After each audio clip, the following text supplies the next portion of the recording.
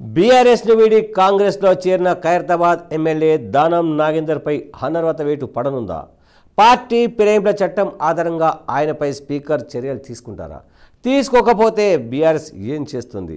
ప్రస్తుతం తెలంగాణలో ఈ అంశం చర్చనీయాంశంగా మారింది. నిజానికి పార్టీ ఫిరాయింపుల చట్టం ప్రకారం ప్రజాప్రతినిధులు ఒక పార్టీ నుండి ఎమ్మెల్యేగా లేదా ఎంపీగా గెలిచి మరో పార్టీలో చేరాలనుకున్నప్పుడు పదవులకు రాజీనామా చేయాల్సి ఉంటుంది.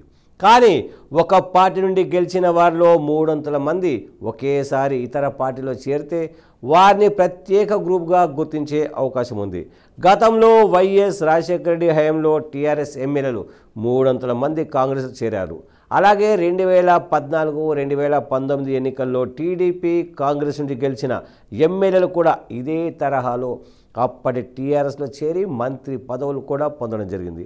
ఇప్పుడు కూడా బీఆర్ఎస్ లేదా ఇతర పార్టీ నుండి 300 మంది కాంగ్రెస్లో చేరితే అనర్హత వేటు ఉండదు. అయితే ఒకరిద్దరు లేదా 300 తక్కువ మంది పార్టీలో మారితే ఫిరాయింపుల చట్టం పరిధిలోకి వస్తారు. మరి 39 మంది బీఆర్ఎస్ ఎమ్మెల్యేలో ప్రస్తుతం కేవలం ఒకే ఒక్క ఎమ్మెల్యే కాంగ్రెస్లో చేరారు.